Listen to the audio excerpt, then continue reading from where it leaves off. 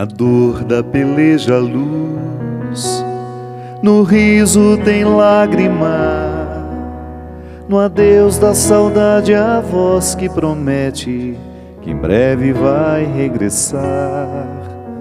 Na fé que eu já sei de cor, tem dor que eu não sei rezar. Há verbo que adjetiva, sujeito imperfeito amar. Nos dias que o tempo leva, memórias que vão chegar. No avesso que não se mostra, segredos pra se levar. Nem toda reza é santa, nem todo escuro é breu, nem toda beleza encanta, nem tudo que tenho é meu. Nem todo amor nos ama, nem todo adeus sem Deus, nem tudo que é não nos nega, nem tudo que sou é meu. No chão do sertão tem mar que espera pra renascer. No olhar sertanejo a sede de chuva é grito que clama aos céus. Na fé que eu já sei de cor, na dor que não tem razão, tem vértice no horizonte, perfeita contradição. Nos dias que o tempo leva, memórias que vão chegar. No avesso que não se mostra, segredos pra se levar. Nem toda reza é santa, nem todo escuro é breu, nem toda beleza encanta, nem tudo que tenho é meu. Nem todo amor nos ama, nem todo adeus sem Deus, nem tudo que é não nos nega, nem tudo que sou é meu. Nem toda reza é santa, nem todo escuro é breu, nem toda beleza encanta, nem tudo que tenho é meu. Nem todo amor nos ama, nem todo adeus sem Deus, nem tudo que é não nos nega, nem tudo que sou é meu. Nem tudo que sou é meu, nem tudo que sou é meu, nem tudo que sou é meu, nem tudo que sou é meu. Muito boa noite, é com muita alegria que nós começamos mais um programa de Direção Espiritual. A gente sabe que ninguém está livre das hipocrisias. É uma vigilância constante, não é verdade? Eu identifico as minhas, você identifica as suas. E é interessante que quanto mais a gente cresce na maturidade, maior é o nosso desejo de minimizar o poder da incoerência em nós. Quando eu falo de hipocrisia, eu estou falando das incoerências pessoais que nós alimentamos dentro de nós e que protegemos com as carcaças das aparências. É sempre assim. Talvez por medos, né? Eu costumo dizer que a criança, ela é naturalmente sincera. A criança, ela tem uma facilidade muito grande de ser coerente, de não ser hipócrita, porque ela fala a verdade. Ela não tem muito esse filtro que nós precisamos colocar para poder dizer ao outro o que ele não gostaria de ouvir.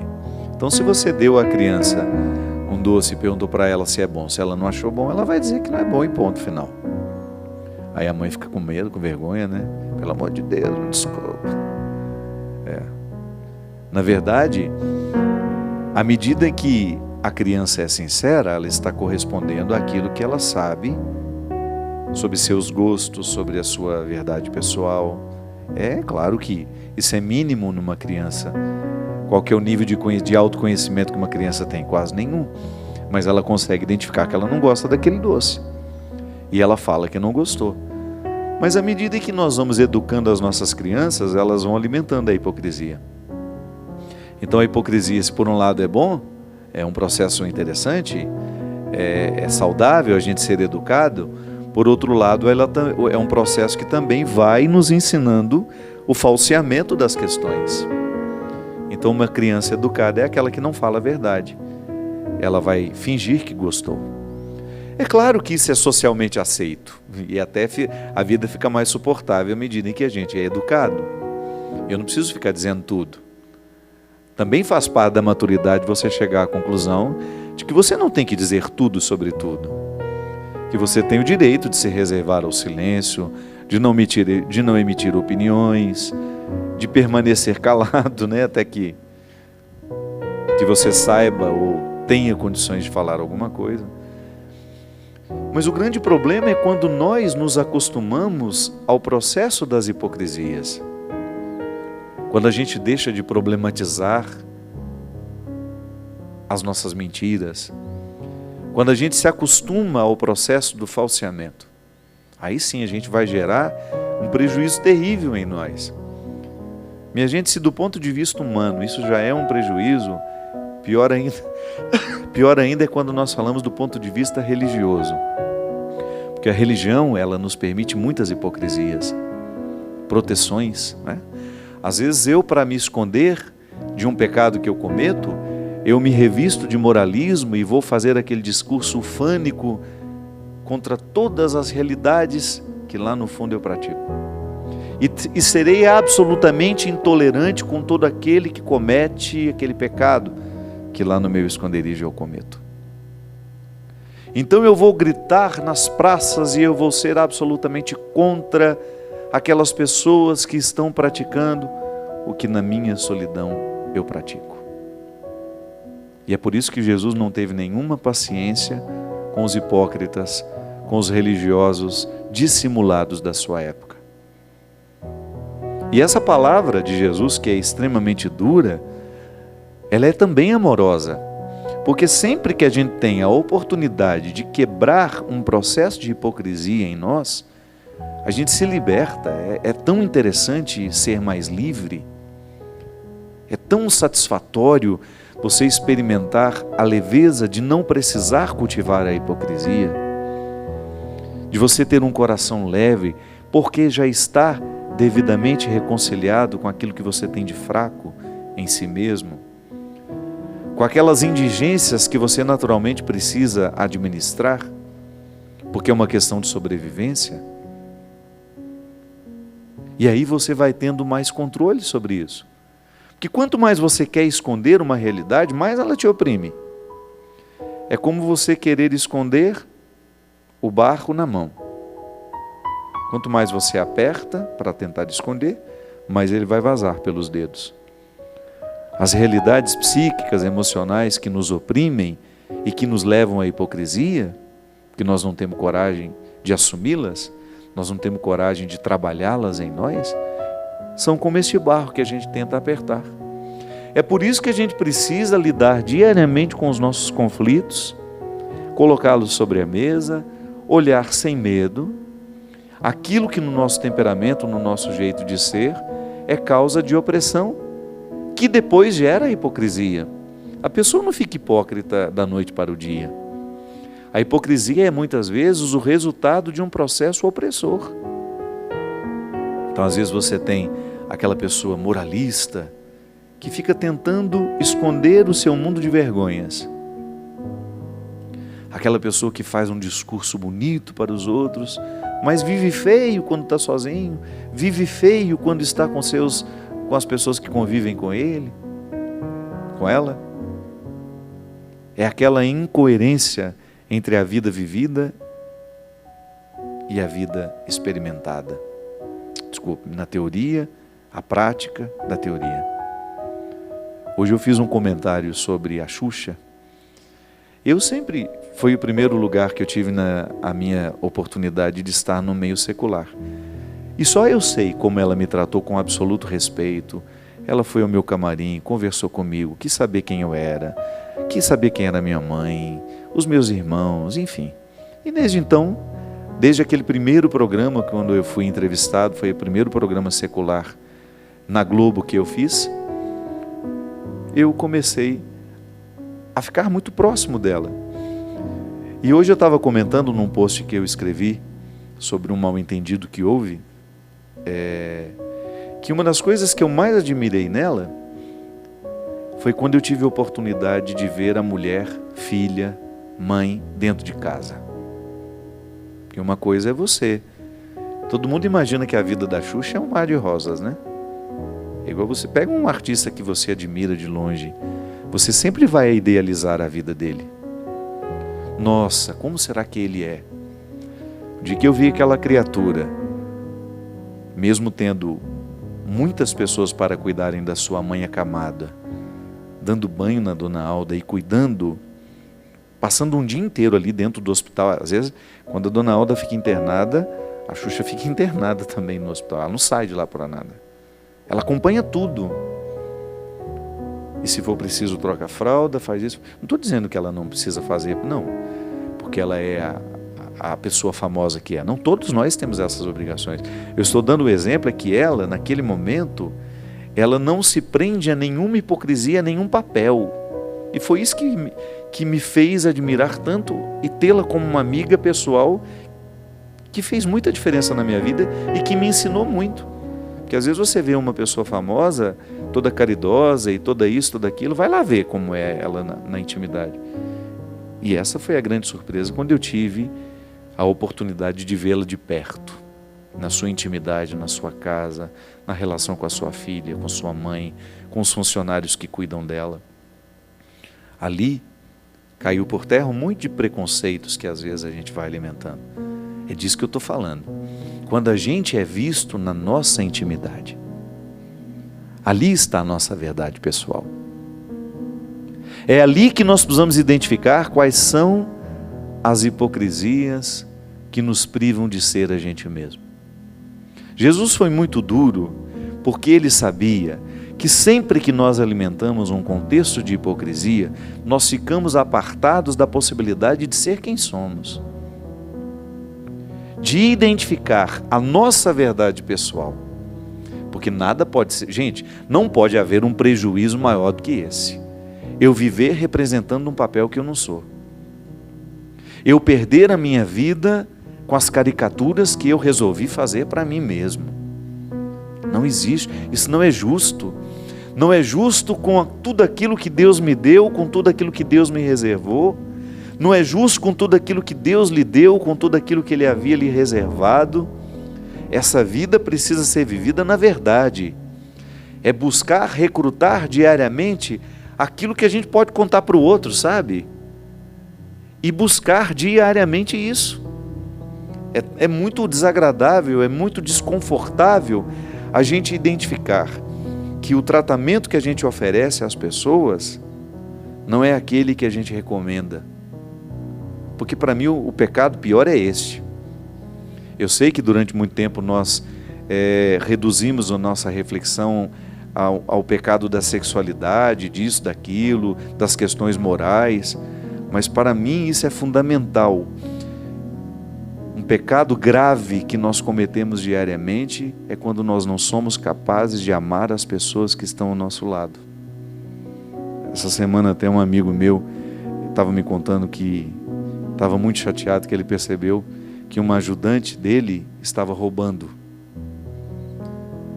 E eu sei exatamente a dor que doeu no coração dele. Primeiro porque ele é uma pessoa boa demais, um coração generoso, não é alguém com quem eu convivo, mas eu sei que é. Existem pessoas que você não precisa conviver para saber que elas são boas. Você percebe de cara que aquela pessoa é do bem. E eu identifiquei exatamente o que doía nele, porque isso também já doeu em mim e eu sei como isso é terrível.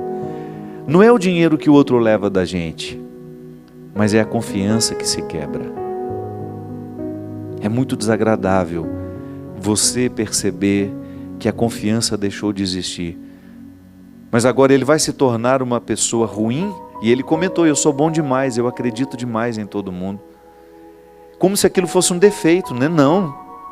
O defeito é de quem rouba, não é da gente que confia, não. A gente vai continuar confiando. Claro que você vai ficando um pouco mais esperto e você vai confiando da maneira certa, né? Não fechando os olhos para tudo aquilo que você também deveria saber. Mas é assim que a gente vai, muitas vezes, endurecendo o nosso coração. Quando você, percebendo que o mundo não tem sido generoso com você, você deixa de ser generoso com o mundo. Aí você vive o processo de recessão que o país está vivendo. Que a pessoa tem dinheiro, mas tem medo de gastar. E porque eu tenho medo de gastar, eu deixo de comprar. O comerciante deixa de vender. Aí o comerciante não pode empregar todas as pessoas que ele tem na loja dele, ele começa a mandar embora. É assim que a crise vai se alastrando. É isso que chama-se recessão na economia.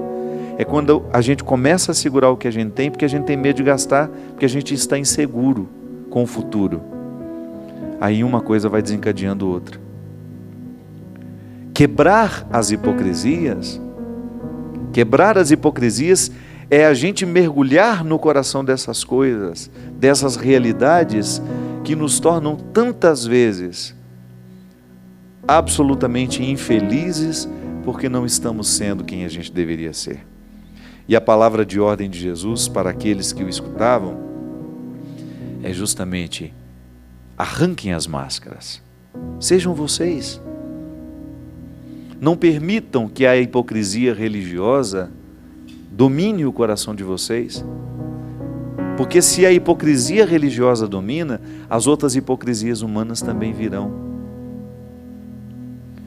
Está no Evangelho de Mateus, capítulo 23, versículo, a partir do versículo 13º, ele começa a fazer os 7 ais dirigidos aos fariseus e aos escribas, que são pessoas importantes dentro do contexto religioso de Jesus. Ai de vós, escribas e fariseus hipócritas, pagais o dízimo da hortelã, da erva doce, do cominho, e deixais de lado os ensinamentos mais importantes da lei, como o direito, a misericórdia, a fidelidade. Isso é que deverias praticar, sem contudo deixar aquilo. Guias cegos, filtrais o mosquito, mas engolis o camelo. Olha que palavra dura, né? Uma palavra para acordar. É verdade, minha gente. Quantas vezes nós ficamos presos à antessala da lei e a gente não é capaz de chegar ao coração dela? A gente faz só a primeira parte do dever de casa, por causa de preguiça. Eu me lembro quando eu era menino, eu tinha uma mania de parar na segunda questão do dever de casa e falava assim: agora eu vou brincar, depois eu termino. Não terminava nunca. No outro dia ia apavorado, com a cara de tacho, sem saber dizer para a professora que não tinha feito o dever todo. No cristianismo, às vezes, nós somos assim. A gente fica parado aqui. Nós pagamos o dízimo da hortelã, da erva doce, do cominho. Isso aqui na época tinha um significado, para nós já tem outro, né? Mas a gente deixa de lado os ensinamentos mais importantes da lei, como o direito, a misericórdia, a fidelidade. A gente começa a buscar uma religião sem espírito, práticas cegas, como se isso nos salvasse, como se esses gestos pagãos pudessem nos salvar. Porque se o gesto pagão tivesse o poder de nos salvar, para que viver a conversão? Que é justamente expulsar o processo do paganismo em nós e trazer significados santos a tudo aquilo que nós fazemos. Eu administrar as minhas hipocrisias, eu no meu dia a dia buscar os recursos espirituais para que eu tenha condições de ser mais verdadeiro, de ser mais inteiro, ir diminuindo o processo do pecado na minha vida. Ah, padre, mas não é tudo que a gente consegue, eu sei, é processual. Pode ser que chegue um momento da sua vida em que você seja tão livre, tão livre, tão livre, que você não vai ter necessidade de nenhum contexto mais de simulação e de falseamento. E aí a gente vai ficar insuportável ao convívio, né? Vamos lá? Não, obrigado. Por quê? Porque eu não quero. Não vou perder meu tempo com isso mais. Descobri que a vida é muito curta para eu ficar perdendo tempo com compromissos que eu sei que não quero, não fazem parte das minhas escolhas. Essa vida social intensa que nós temos, né? Como dizia a Aziza na semana passada no programa, né? Me dá o seu celular, o número do seu celular. Eu falei, não, meu celular é para contatos pessoais, ela dizia. Aí a pessoa leva aquele susto. Estabelecer os limites da gente, sabe, do nosso território. Isso é muito saudável. A gente vai alcançando uma liberdade interior que depois vai provocando em nós um desapego. É impressionante. Às vezes nós falamos de desapego material, né? O desapego material é apenas uma consequência do desapego espiritual, que só a espiritualidade nos ajuda a viver. Retirar uma roupa de um guarda-roupa que está sobrando e doar requer um movimento anterior, que é retirar os entulhos que nós temos dentro de nós. Sabe qual é o entulho? A gente achar que aquelas roupas nos protegem, que elas nos fazem melhor, mais bonito, mais isso, mais aquilo. A gente não ter coragem de perder, de abrir mão, são os entulhos. Aquela pessoa que quer ser eternamente famosa, eternamente reconhecida, a custo da própria vida, da própria saúde. Não tem coragem de estabelecer não. Não tem coragem de estabelecer limites a realidades que estão sendo absolutamente fragilizadoras. Por quê? Porque quer ficar sempre no topo.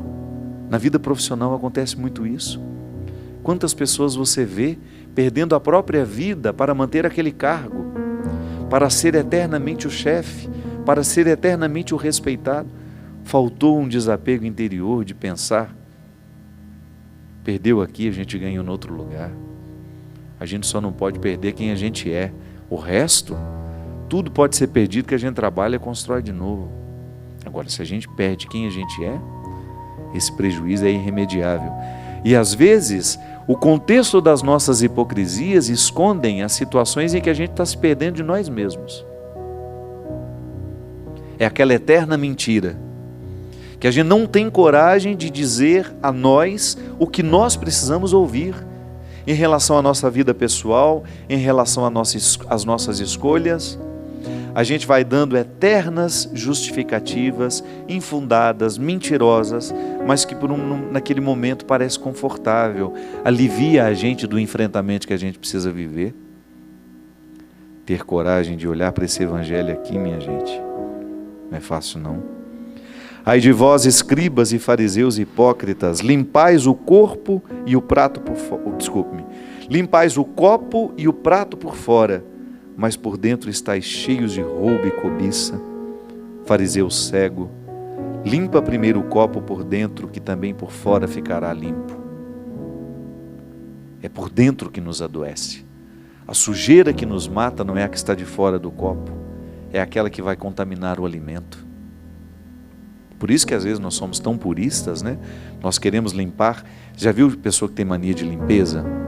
Não estou dizendo que é todo mundo não, viu? Senão você vai querer mandar sua mãe lá pro psiquiatra.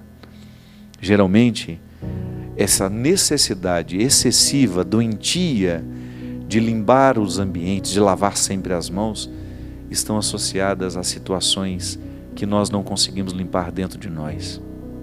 Muitas vezes ligadas a abusos sexuais, que aquela criança sofreu, pedofilia na infância, claro, se é pedofilia, é na infância, pedofilia que aquele adulto traz dentro de si.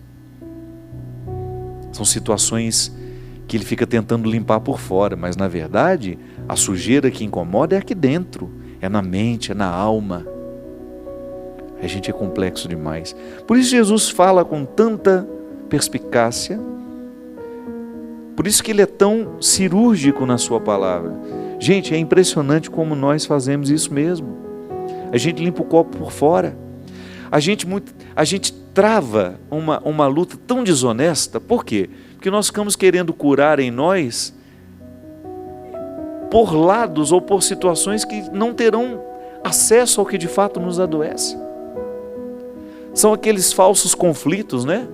A pessoa precisa tomar uma decisão na vida, mas ela não entra pela porta certa para que ela tenha condições de acessar o cômodo que de fato precisa da reforma. Ou então você chegar à parte do alicerce onde existe a trinca, que está fragilizando a estrutura da casa inteira. Não, a gente fica ali, rodeando o toco, administrando um falso conflito. Tantas pessoas eu encontro que chegam a ficar cansado de escutar a mesma coisa o tempo todo. Pessoas que estão lamentando 2, 3 anos uma mesma dependência afetiva e não tem coragem de cutucar a ferida do jeito certo.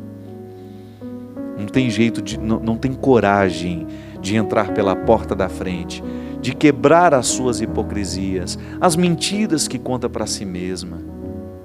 Não adianta, minha gente. Se a gente não quebra a couraça das hipocrisias, das mentiras que nos alimentam, nós nunca chegaremos à verdade que nos salvará. Se a gente insiste em manter essas aparências mentirosas, alimentando falsos conflitos, dando respostas a nós mesmos que já não nos respondem há anos, só para tentar nos justificar diante dos outros ou para ficar parecendo mais bonitinho, mais inteligente, mais equilibrado, quando na verdade lá dentro nós estamos num poço de necessidade, de conflito. Tudo isso porque a gente não tem coragem de olhar de frente o fantasma que nos assombra.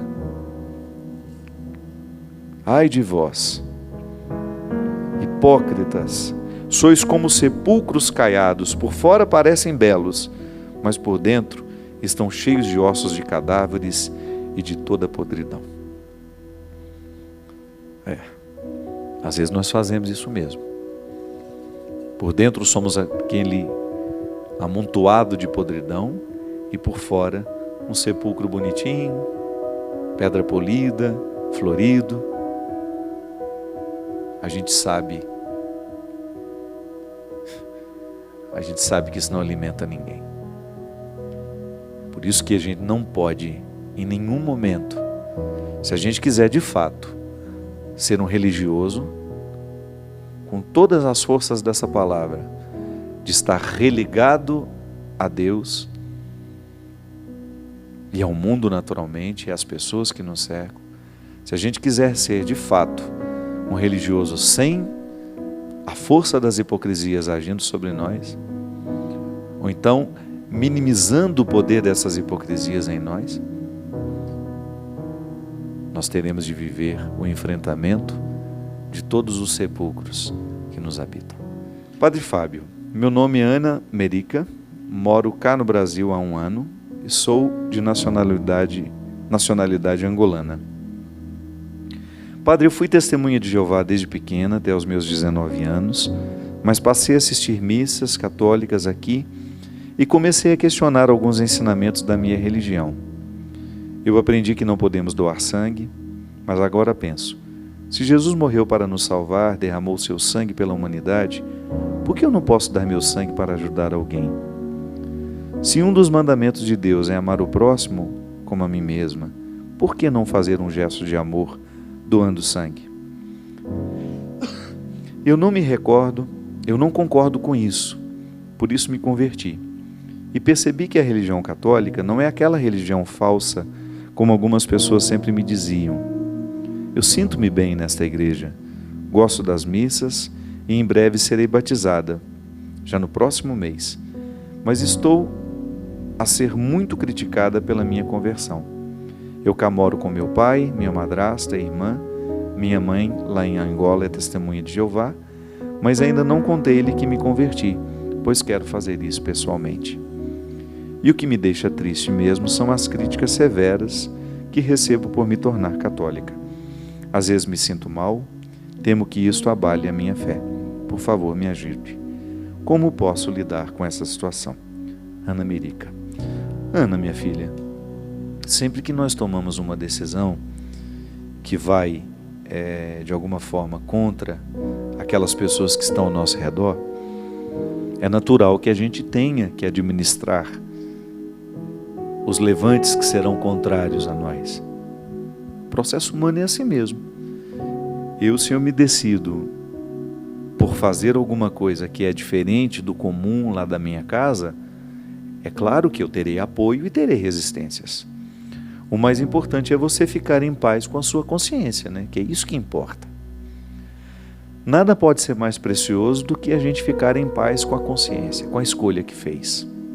Então, se você descobriu, sobretudo a partir desse elemento humano, que eu também considero muito interessante, a gente poder ajudar alguém que precisa de nós. A gente sabe que hoje são tantas as situações de necessidades, né, de sangue, de pessoas que precisam de doações, de doadores para continuarem vivas. Inclusive, outro dia eu estive também, eu vou me lembrar até o final qual foi a cidade, que eu passei em muitas esse mês. Teve uma cidade que nós tínhamos a necessidade de intensificar a campanha pela doação de medula. A medula óssea é podemos dizer assim, quando você tem, me parece que são uma infinidade de medulas para você conseguir, né, uma que seja compatível com aquela necessidade. Uma infinidade de doadores, de pessoas que se dispõem, e na verdade ela não doa naquela hora, né? Ela vai lá, ela deixa o nome, faz o registro e faz uma coleta para saber que tipo poderia ser compatível com aquele doador. Então nós temos uma lista de espera de pessoas necessitadas para curarem doenças graves. Então é um gesto de muita humanidade. A pessoa vai lá, faz o seu registro, e se um dia aparece alguém que seja compatível com ela naquela extensa lista de pessoas necessitadas, você será acionada pelo telefone, você vai lá, me parece que é um procedimento extremamente simples, né? Que não tem não vai comprometer a sua saúde, você faz a doação e aquela pessoa recebe a chance de viver novamente, de ter saúde. Então a sua reflexão, minha filha, se ela é válida para você nesse momento, não abra mão dela. Sobretudo se Deus lhe tocou por esse aspecto da solidariedade, você estar ao lado de uma pessoa que talvez você até desconheça, de poder realizar esse gesto humanitário. Sempre que nós decidimos por mudar alguma coisa na nossa vida, é natural que a gente tenha de enfrentar as consequências da mudança. A gente só precisa estar fortalecido, e isso a gente consegue espiritualmente, mediante a oração, a meditação, a leitura da palavra. A gente vai fortalecendo o espírito e ele mesmo nos conduz, Ana. Às vezes nós temos uma ansiedade de fazer aquilo que Deus vai fazer. É claro que eu preciso estar atento para poder identificar o que eu preciso fazer nessa parte. Mas não se preocupe, o amparo espiritual quem nos dá é Deus. Basta a gente se dispor à sua ação. Padre Fábio, eu estou precisando muito de umas palavras de ajuda, pois eu estou precisando me animar. Estou num relacionamento que não vejo futuro nenhum, mas ao mesmo tempo eu não consigo me libertar disso. Preciso muito de umas palavras que me joguem para frente, que me façam reconhecer o valor que tenho. Estou tentando me afastar deste relacionamento, mas está muito difícil. Desculpa, mas se puder me falar algo que possa me ajudar, ficarei muito grata. Pessoas não se identificam, não põem o nome. Bem, primeiro que a gente tem que andar para frente mesmo, né? Tudo tem que nos jogar para frente, muito embora às vezes um passo atrás para nos ajudar a pensar em que caminho nós estamos tomando também é saudável. A gente dá uma paradinha, olhar para os lados, dar um passo para trás, olhar o contexto das nossas escolhas, isso é muito importante. Agora a gente tem de andar o tempo todo na conquista daquilo que de fato interessa. Hoje nós começamos o programa falando da necessidade que a gente tem, por uma responsabilidade pessoal, de não abrir mão de ser quem a gente é. Eu até brincava, né, que à medida que nós vamos educando as crianças, elas vão deixando de ser sinceras. O falseamento não pode ser confundido com essa capacidade social que você tem de ser simpático com o outro e de não dizer aquilo que vai ser agressivo a ele. Então, ser educado é você privar o outro de ouvir algo que possa ser desagradável aos ouvidos dele. Então, você considerar com sabedoria. Mas o falseamento é diferente. O falseamento é quando você finge uma satisfação quando de fato ela não existe. Então, muitas vezes, nós assumimos o falseamento como uma postura de vida. Não é o outro que vai quebrar essa falsidade em nós. É claro que alguém pode até nos estimular a deixar a falsidade de lado. Mas é a gente que precisa diariamente fazer essa pergunta.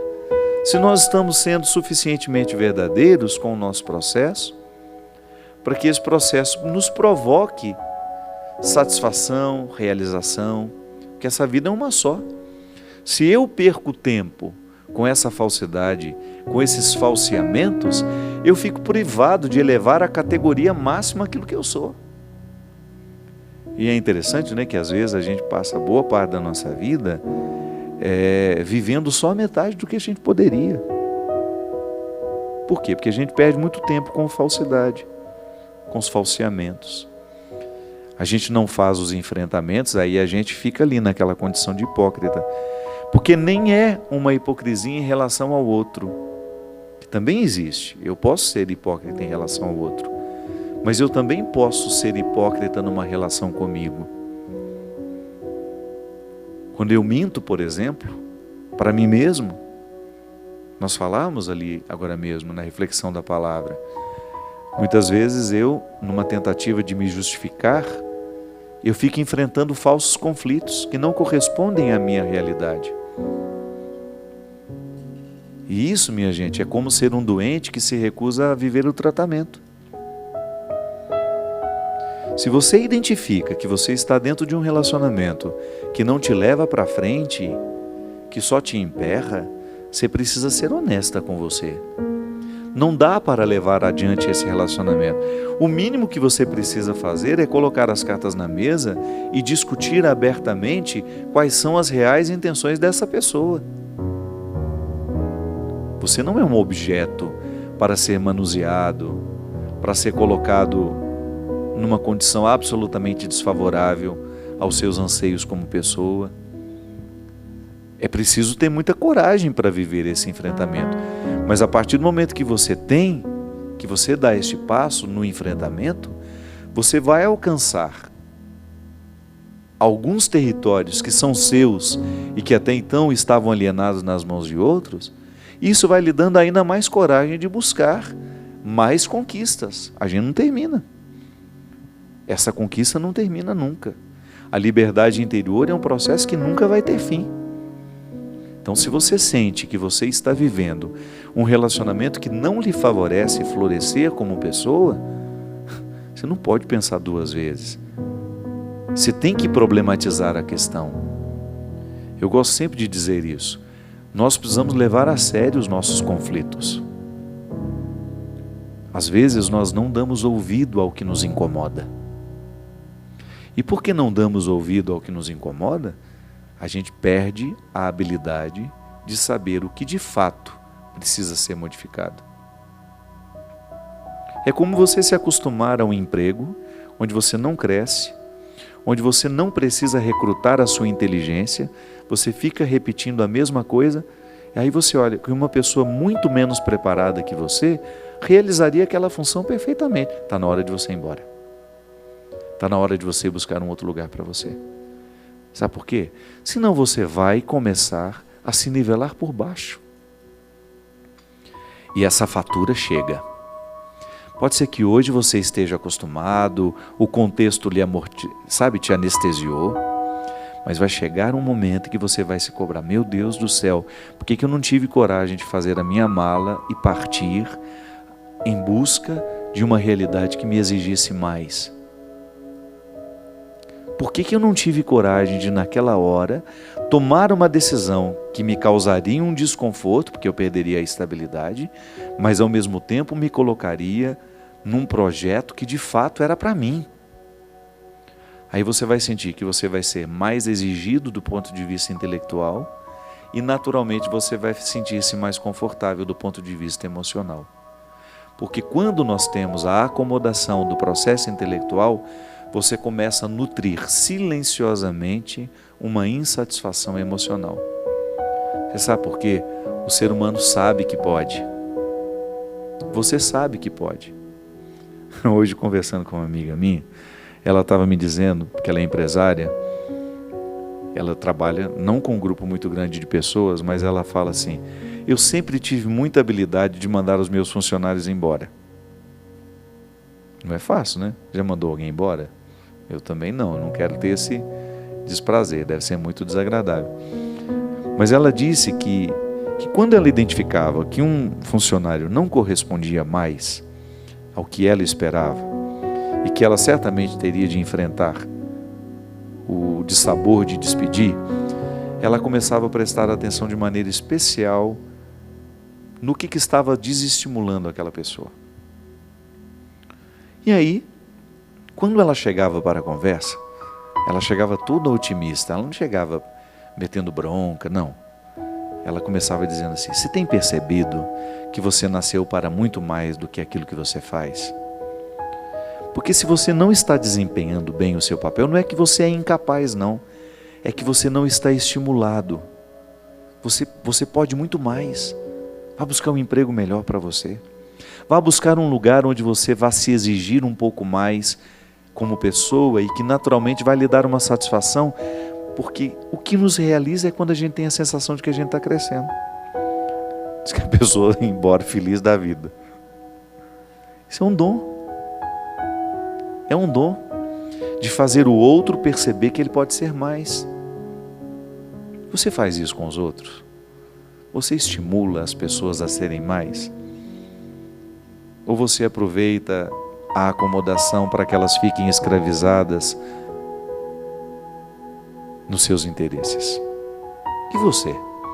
Você é capaz de se desafiar a querer mais para você? Ou você se contentou com o pouco que a vida lhe deu? Não estou dizendo que você será ingrato, que você vai jogar tudo fora, não. Eu estou apenas querendo que você olhe para você do mesmo jeito como Jesus nos olha. Aquela palavra dura, eu volto a dizer, aos fariseus e aos escribas, não é para humilhá-los, é para acordá-los.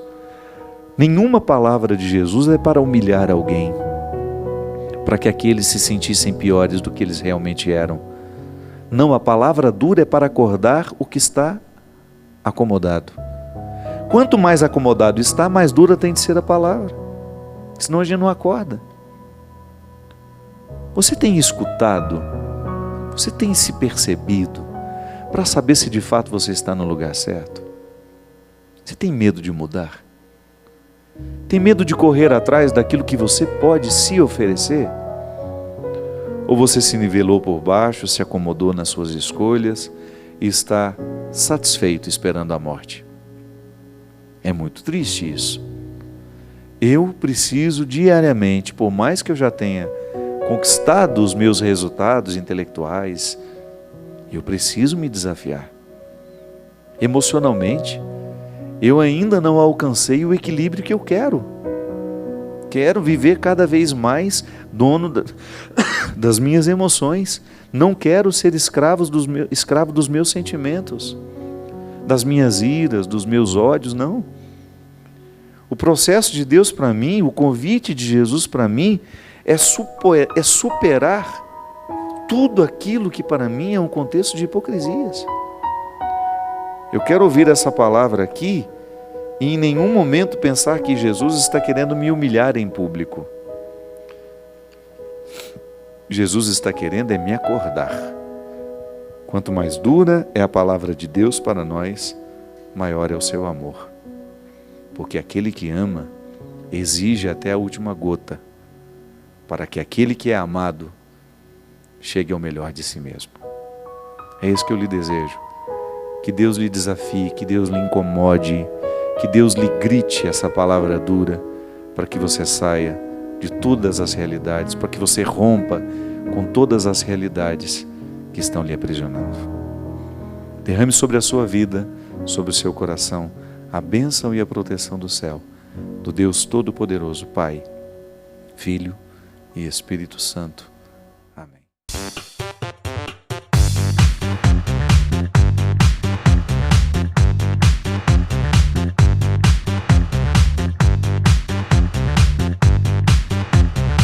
cançãonovaplay.com. Assine já!